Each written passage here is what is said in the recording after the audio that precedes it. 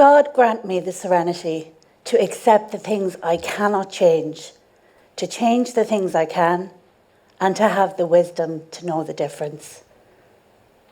Why is an atheist telling you a little prayer like this?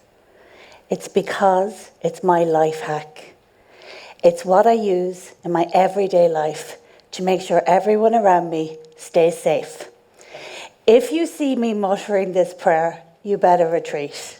I'm most often seen muttering it while holding the steering wheel with white knuckles, muttering to myself, trying to cool off. But what does it actually mean? At its simplest level, the prayer is about acceptance.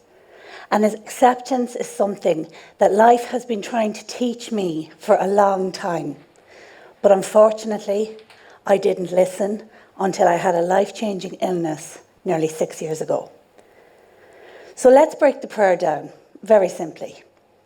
The first part, accept the things I cannot change. This is about other people. It's about life. It's about the situations that you find yourself in, the things that you've got no control over. I'm a businesswoman and an entrepreneur. I'm the CEO of a small social enterprise in County Kerry, and I'm the managing director of my own startup. Being in control is very important to me. Just ask my husband. But none of us are really in control. None of us have control over where our lives will go. In the last number of years, COVID has taught us all about that. We thought we were the masters of our own destiny, and then this came along and we found that we weren't. Control and acceptance are things that I struggled with all of my life. When I was a child, my parents were in business and I went to 5 different primary schools. It was hard at the time. I had to learn to fit in, I had to learn resilience, and I had to learn to think on my feet. Then, when I went to secondary school, I was very artistic. So my idea was I was going to go to art college. And from art college, I was going to go and move to Paris or somewhere equally exciting and have a really bohemian life and just live it up, carefree artist. But life had different plans for me. And at 18, I found myself dropping out of college, pregnant and abandoned. The feelings that followed were fear, shame, and embarrassment, which wasn't the best start to an exciting artistic life. But what could I do about this? Very little. I had this lovely little boy that I loved, so I got on with raising him. Pretty soon afterwards, I met my now husband, and 2 years after our first baby, we had another beautiful baby boy. When he was 2, we started the long and very painful process of having him diagnosed with a profound intellectual disability. You can imagine the anxiety and the anguish that this brought up for us. Young couple, 2 kids, learning again that life was what happened when you were busy making plans. I had to learn acceptance, and that didn't happen until my son was 6 years old. I looked at him one day and I realised that despite all my fears, concerns and anxieties about his future, he was so happy in his own life and so fulfilled. Acceptance didn't mean that I didn't continue to advocate for him. He's 24 now and he lives in his own secure setting where he has residential services, supported living, and he is happy. So acceptance didn't mean that I didn't make change.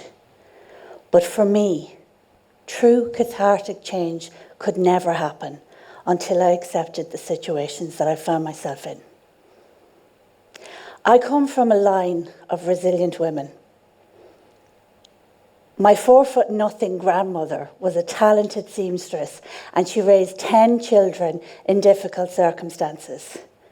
She used to say to me, "Up there for thinking, Nicola, down there for dancing." And she was right. My own mother was 13 when she left school to support her family. But she taught me and my siblings that with the correct mindset, anything was possible. And later in life, she went back to education and she retired as an extremely well-respected and very professional educator herself. She taught us that with acceptance and with the courage, you could actually do what you needed to do. And she inspired us to continue learning, and she inspired all the people around her as well. So with that in mind, I've told you about accepting of other people, the things you cannot change. But what things can you change? Well, you can only change yourself. So that's where my part came in. I was always sorry.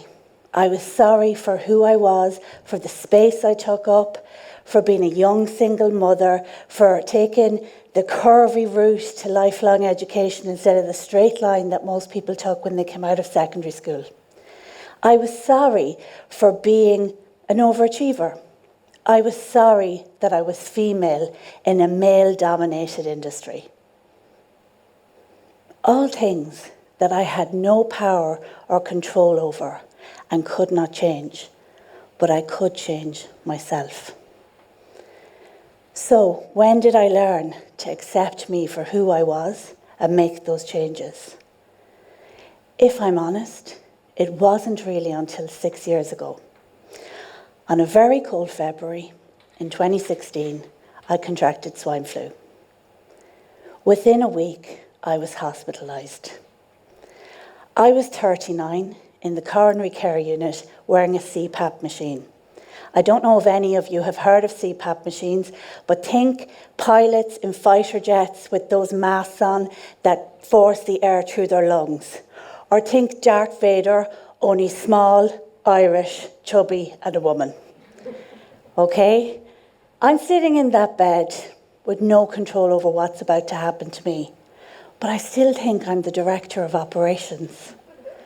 Work had to sign me out and change all the passwords because I was writing press releases, I was submitting funding applications, I was responding to emails. 2 days later, they moved me to ICU and they started to have conversations about ventilation and induced comas. I grabbed my husband because remember I couldn't talk. I got his phone and I typed out, "They can ventilate me for 2 days and you can't leave." Director of operations from an ICU bed. How ironic. I spent 3 weeks in that coma, clinging on to life. My family were told there was no hope, there was nothing that could be done. But I clung on because remember, I come from a line of resilient women. When they said, okay, we're going to try and take her off this ventilation, we're going to try and bring her around, they said, look, could be a couple of days, she'll be groggy, we don't know when she'll wake up properly and we don't know who she'll be. My husband and my father said to them, you better be prepared because this woman doesn't even sleep in the car. So you got to be ready for this. And sure enough, they were right. I woke up like a demon. I was getting dressed, going home and getting my family. I had no concept of how little control I actually had. I had no muscle mass. My lungs were not the same.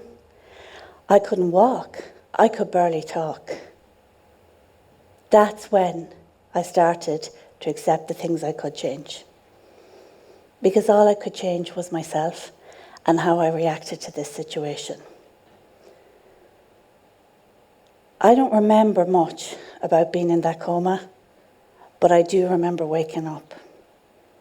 I felt like I had ran an ultramarathon and I'd won gold, silver and bronze. I'd won all the medals going. I felt like I could have done anything. What I do remember is feeling the love, the prayers, the hope from all the people who had wished me to be better and to be alive again.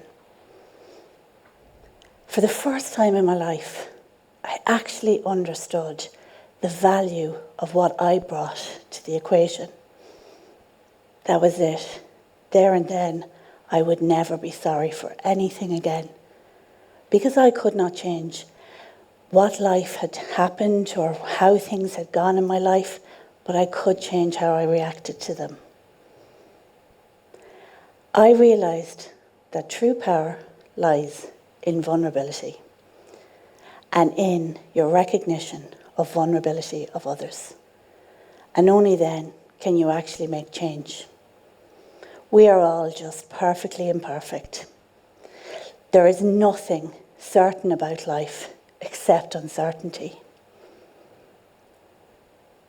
So I say the Serenity Prayer.